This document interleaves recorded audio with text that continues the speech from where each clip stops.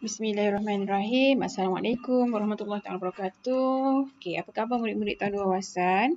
Okey, kamu dah tonton tak video tentang tajuk kita hari ini iaitu terang dan gelap. Jadi cikgu harap kamu dapat memahami tajuk-tajuk yang ada di dalam topik terang dan gelap di mana kita kena dah tahu tentang sumber cahaya, tentang kepentingannya, dan juga tentang penghasilan bayang.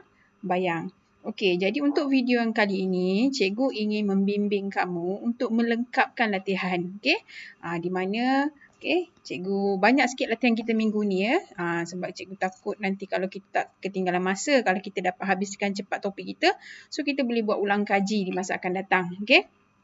Jadi cikgu akan bimbing awak untuk membuat latihan bagi unit 6 iaitu terang dan gelap. Jadi kita buat sama-sama ya. Pastikan ada bersama dengan kamu ialah buku aktiviti sains tahun 2 dan awak buka muka surat 37. Bermula dengan muka surat 37. Kita lihat muka surat 37. Iaitu kenali sumber cahaya. Macam biasa jangan lupa pula tulis tarikh kat sini. Tarikh kita hari ini ialah 18 Jun 2021. Maaf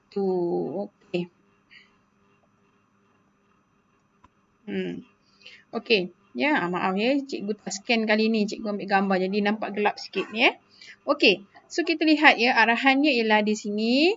Dia kata perhatikan gambar dan nyatakan sumber cahaya berikut. So kita dah tengok dalam video tadi ada beberapa sumber cahaya.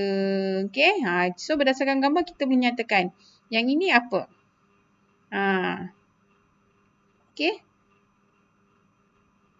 Jadi di sini kita tahu sumber cahaya yang utama ialah sumber cahaya semula jadi iaitu matahari. Jadi awak tulislah matahari. Besarkan sikit tulisan supaya kamu nampak. Yang kedua,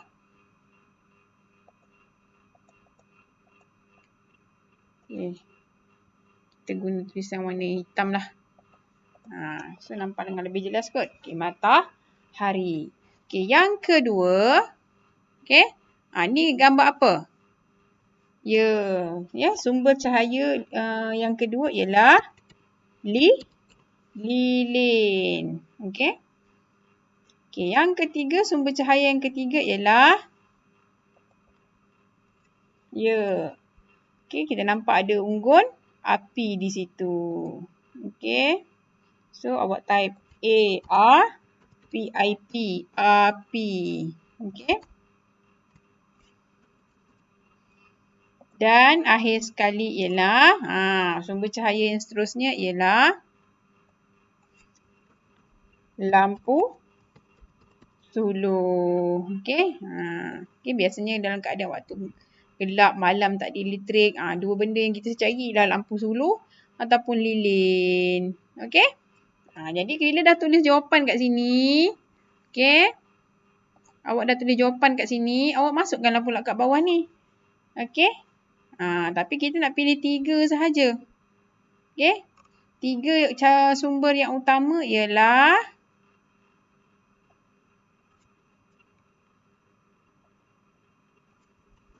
matahari.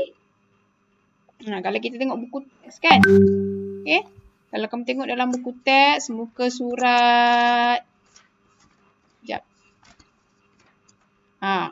Muka surat 62 dan 63, cahaya utamanya ialah matahari,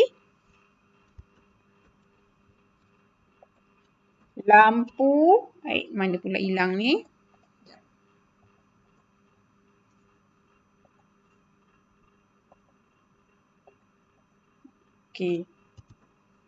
Lampu dan juga api. Dia automatically memang warna merah. So cikgu tukar sebab sebenarnya ini untuk menaip Menaik, menanda, semak. PDF ni untuk menyemak hasil kerja murid. Okey, jadi awak tulis kat bawah tu. Okey, kenapa kita tak tulis lilin? Sebab lilin ni pun sebenarnya dalam kategori api. Ya, sumber cahayanya api. Bila dia menyala, ya, dia mengeluarkan api. Iaitu lilin tu sumber cahayanya juga adalah api. Okey. Contohnya kita boleh tambah unggun api. Okey. Okey. Itu muka surat yang pertama. Okey, seterusnya kita lihatlah muka surat yang kedua. Muka surat yang kedua, dia suruh kita buat perbandingan lakaran bunga raya. Okey, apakah alat dan bahan yang diperlukan? Sekuntum bunga raya. Okay, kalau ada di rumah kamu, okeylah. Ya, kalau tak ada, kamu boleh Google. Ataupun kita pun dah pernah melihat kan. Kita ada pengalaman melihat bunga raya sebab bunga raya adalah bunga kebangsaan negara kita. Okay, jadi kita tahulah macam mana rupa bentuk bunga raya. Kemudian penutup mata dan juga pensel. Okey, langkah-langkahnya. Okay, apa yang perlu kamu buat? Okay, lakarkan sekuntum bunga raya pada petak A. Tapi apa yang perlu kamu buat? Tutup mata dan lakarkan sekuntum bunga raya pada petak B. Okey. Jadi dia suruh kita buat lakaran bunga raya. Pada petak A ni kamu boleh buka mata kamu. Jadi kamu ambil pensel. Nanti kamu lukislah gambar bunga raya. Bunga raya ada berapa kelopak? Ada 3 kelopak. Okey, mari kita cuba. Okey, cikgu pun buat sama tau. Okey, kita yang pensel ni lah. Okey. Okey, kita lukis ya. Mungkin agak susah sikit cikgu nak lukis kat sini tau sebab pakai cursor ni. Jadi kalau macam kamu pakai pensel senang. Tak apa, kita cuba ya. Okey, kita buatlah kelopak dia. 1, 2, 3, 4, 5. Okey, kemudian ada pula kan dia ada dia ada pula dia punya apa tu?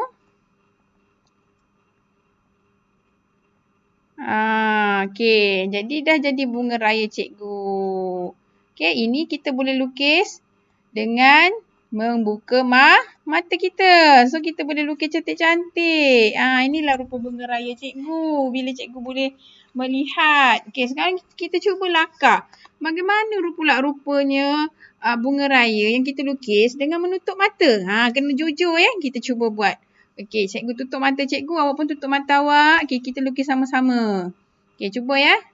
1, 2, 3, 4, 5. Ya Allah. Itu rupanya cikgu punya bunga raya. Jadi nampak tak perbezaan? Ya, bila kita boleh menggunakan panca indera kita iaitu mata kita dengan tidak menggunakannya. Okey? So, jadi berdasarkan lakaran tadi kita jawab soalan di bawah. Okey? Jawab soalan berikut berdasarkan lakaran di atas. Okey, gambar bunga raya boleh dilakar dengan apa? So, dengan sempurna. Sempurna ni maksudnya cantik lah. Tak ada tak cela orang cakap. Ya, dengan sempurna. Okey. Dalam keadaan terang kerana adanya cahaya. Kan? Bayangkanlah kita terang, keadaan terang. Kalau kita boleh melihat pun, tapi kalau suasana gelap, inilah rupa hasilnya. Gambar yang dekat kotak B tadi. Okey. Kemudian soalan 2. Gambar bunga raya tidak dapat dilakar dengan sempurna dalam keadaan gelap. Tuliskan jawapannya kat situ. Okey. Okey. Baik. Dan ketiga, hasil lakaran bunga raya pada kotak mana lebih baik? Sudah pastilah pada kotak A. Daripada hasil kelakaran pada kotak B. Kan?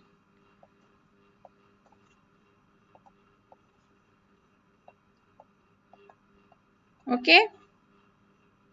Dah siap latihan muka surat 38. Okey. Baik, seterusnya kita lihat muka surat 39. Okey, jangan lupa ya setiap kali ni tulis tarikh. Ya, tadi cikgu lupa nak tulis ya. 18 Jun. Bulan 6 tu nama dia Jun lah ya. 2021. Okey. Sekarang kita nak buat perbandingan. Tadi kita dah belajar eksperimen. Okey. Berbandingkan bagaimana situasi dalam terang dan gelap ya. Sekarang kita lihat situasi berdasarkan gambar dan kita buat perbandingan. Okey, bandingkan keadaan di bawah. Contohnya situasi yang pertama menulis. Okey, satu tulis dalam keadaan gelap. Ya, walaupun ada sumber cahaya tetapi sumber cahaya itu terhad, dia tak mampu menerangi kawasan dengan luas. Okey, dan satu lagi situasi dia menggunakan sumber cahaya lampu di mana dapat memberikan pencahayaan yang lebih luas ya untuk menulis. Okey, soalannya, tulisan akan lebih cantik apabila ditulis dalam keadaan apa? Ya, keadaan terang atau gelap? Ya, jawapannya ialah terang. Jawab tulis ya. Okey, kedua, situasi kedua bermain tanglung. Tanglung ni ialah kita tahu untuk masyarakat Cina kan. Okey, dia ada perayaan tanglung. Okey. Okey, tanglung akan lebih menarik dalam keadaan apa? Terang atau gelap? Kita tengok kat sini. Wah, nampak cahaya tanglung tu bila malam-malam. Tapi bila siang, tak nampak pun. Jadi, si tanglung akan lebih menarik bila dalam keadaan, ya, jawapannya ialah dalam keadaan gelap. Okey, tulis ya. Okey, berbanding dalam keadaan terang. Itu saja. Ya, dua tu saja. Nak terang atau gelap. Ya. Okey, kita lihat muka surat 40 pula. Sama juga masih lagi di bawah tajuk terang dan gelap. Okey, maaf ya, gambar tak berapa jelas yang ini. Okey, nyatakan perbezaan yang berlaku dalam keadaan terang dan gelap. Kalau tadi disuruh mengenal pasti suasana terang atau gelap. Tapi yang ini, dia letakkan situasi, satu di ruangan gelap, satu di ruangan terang dan kita tulis kesan dia. Apa yang berlaku jika dalam gelap dan apa yang berlaku jika dalam keadaan terang. Okey, yang pertama. Okey, apabila dalam keadaan gelap, ya, aktivitinya ialah membaca. Okey, dalam keadaan gelap, jawapan yang diberikan ialah sukar membaca. Ya, tapi apabila dalam keadaan terang, dia akan jadi apa? Dia mudah membaca. Okey. Baik. Kemudian, ya, jangan lupa tulis pula terang tu ya. Terang, titik bertindih, okay, mudah membaca.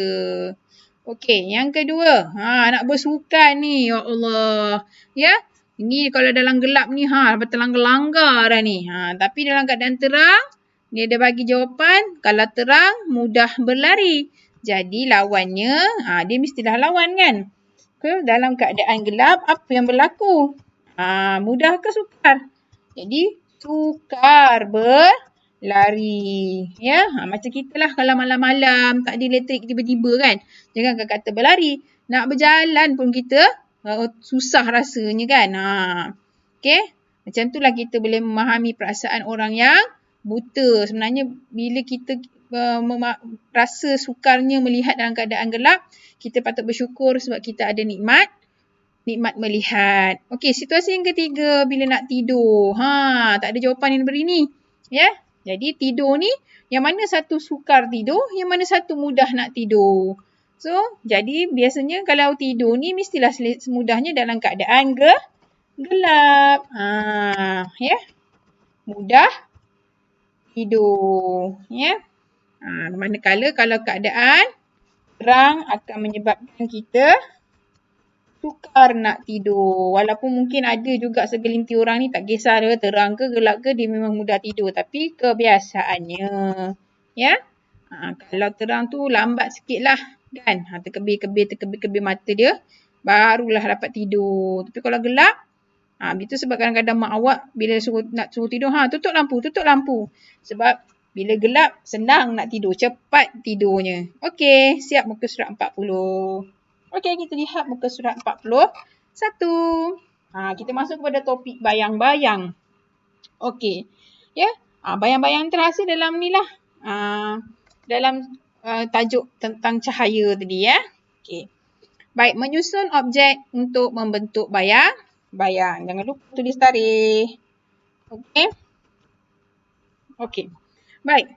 Alat dan bahan yang diperlukan ialah layar putih, lampu suluh dan bola. Okey, langkah-langkah, susun kedudukan alat dan bahan seperti dalam jadual. Kemudian pasang lampu suluh dan catatkan pemerhatian di dalam jadual berikut. Okey. Baik, ada dua keadaan susunan objek. Okey. Diletakkan skrin layar. Layar putih tadi kat sini, ni layar putih ya. Kemudian ni layar putih.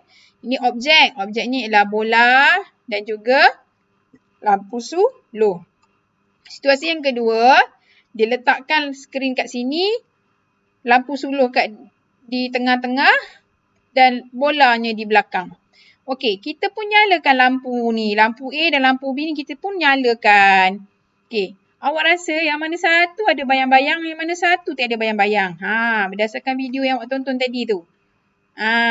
Jadi bayang-bayang akan terhasil apabila ada objek legap yang menghalang. Yang menghalang pencahayaan. Jadi situasi mana yang menghalang pencahayaan? Ni ada lampu ni, bila nyala lampu ni pop. Cahaya dia keluar terus nak pergi ke layar skrin tapi ada objek pula kat tengah dia. Jadi akan menyebabkan bayang-bayang terhasil tak? Ya, akan menyebabkan bayang-bayang terhasil. Jadi dalam situasi A, akanlah ada bayang jawapannya. Okey, tulis kat situ ada bayang. Manakala di bahagian B, lampu objek bola ni di belakang lampu suluh. Jadi tak ada cahaya pun yang melalui objek tersebut. Jadi jawapannya ialah tiada bayang-bayang. Okey. Mudah kan? Ya. Bila bayang-bayang terhasil apabila ada pembiasan berlaku ya. Cahaya tu terbias sebab dihalang oleh objek. Macam kita lah kan. Bila kita berdiri menghalang cahaya, ya, cahaya tak dapat menembusi badan kita, yang terhasil ialah bayang-bayang badan kita. Okey, jadi soalan. Dah tu lengkapkan soalan. Susunan alat dan bahan yang manakah membentuk bayang-bayang? Susunan mana? A atau B? Ya, jawapannya ialah A. Okey. Kita buat ayat lengkap. Kita kata susunan A. Okey. Yang kedua, bayang-bayang terhasil apabila cahaya dihalang oleh apa tadi? Ingat tak cikgu cakap? Oleh objek. Ya? Bergantunglah. Bayang-bayang apa yang terhasil bergantunglah kepada objek apa yang menghalang cahaya tersebut. Okey, seterusnya muka surat 42. Okey, memerhatikan kejelasan bayang-bayang. Nak mendalami lagi ni. Okey, sekali lagi kita buat eksperimen. Layar putih, lampu suluh serta objek yang hendak diuji. Okey, letak layar putih di sini, letak objek di tengah dan letakkan lampu suluh di ujung. Okey, seterusnya pancarkan cahaya lampu suluh ke arah buku nota. Digunakan buku nota dekat sini ya contohnya.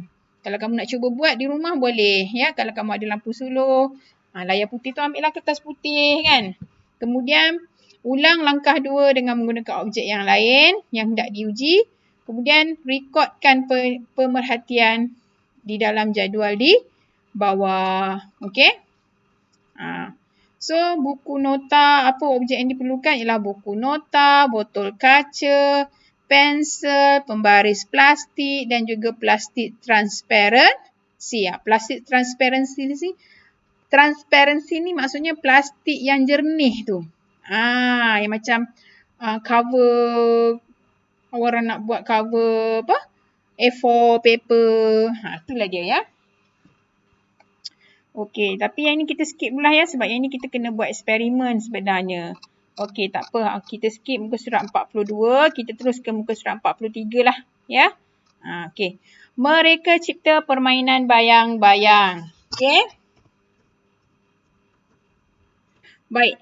Tulis nombor urut yang betul bagi langkah mereka cipta permainan bayang-bayang. Okey, langkah pertama. Kita baca dulu ya.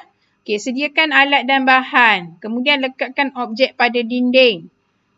C. Lekatkan objek pada lidi. D. Surih dan gunting bentuk objek. Kecilkan sikit. E. Lakar objek yang dikehendaki. Dan F. Nyalakan lampu suluh dan perhatikan bayang-bayang. Okey, apa langkah pertama? Siapa tahu? Ya, langkah pertama ialah mestilah kita kena sediakan alat dan bahan. Sediakan gunting, gam, lidi dan kertas. Yang kedua, sebelum tu dah ada tu apa kita kena buat? Ya, kita lakarlah objek kan. Lukis dulu kan. Okey, seterusnya dah lukis nak buat apa? Ya, lepas lukis kita gunting lah. Kita gunting. Ya, ikut bentuk objek yang kita lukis tadi. Okey. Okey, lepas tu apa yang berlaku? Nombor 4, langkah yang keempat. Tiba-tiba nak lekatkan objek kat dinding. Ya, seterusnya lekatkanlah dulu pada lidi. Okey. Dan kemudian dekatkan objek pada dinding. Carilah dinding warna putih kalau boleh ataupun dinding warna yang bukan warna gelap, ya, warna cerah. Kemudian ambil lampu suluh, ya, dan suluhlah objek tadi yang awak lukis tadi, orang lidi tadi. Tengok bayang-bayang terhasil pada dinding. Okey, itulah dia jawapan dia, ya. Langkah pertama, kedua, ketiga, keempat, kelima, keenam. Okey, kalau kamu nak cuba buat di rumah, tak ada masalah, ya. Okey. Dah siap. Seterusnya kita lihat muka surat yang terakhir. Okey, mencipta bayang-bayang tangan. Ini masa cikgu kecil-kecil dulu kalau time tak ada elektrik, itulah kerjanya kan. Rasanya kamu pun mungkin ada pengalaman sebegitu juga, ya. Mainlah dengan adik-beradik, teka-teka ni apa. Seronok sebenarnya, ya. Okey. Bahannya, alat dan bahan ada 2 saja, lampu suluh dan tangan. Langkah-langkah, nyalakan lampu suluh dan halakan pada dinding. Kemudian bentukkan objek menggunakan tangan di antara lampu suluh dan dinding dan perhatikan bayang-bayang yang terbentuk. Ni boleh cuba buat sendiri ni. Kalau bilik awak gelap, tutup langsir semua tu ataupun waktu malam ke kan, nak cuba buat, boleh cuba buat, ya. Interesting, okey. Baik, soalannya padankan bayang-bayang terhasil daripada bentuk tangan yang dibuat. Okey, senang saja. Yang pertama ni, bayang-bayang yang ini, mana dia? Bayang-bayang yang ini, yang ini. Ya. Okey, kemudian yang ini, mana pula ni? Macam spider je. Ni dia. Okey, dan akhir sekali, ini gambar apa? Macam gambar anjing kepala anjing ke, serigala ke. Okey. Senang kan? Nak sesuaikan mana objek dengan bayang-bayang dia. Jangan salah sesuaikan, ya. Okey. Itu saja latihan untuk minggu ini. Okey. InsyaAllah minggu hadapan kita akan masuk kepada tajuk baru, iaitu tajuk elektrik pula. Okey, selamat belajar. Terima kasih. Assalamualaikum.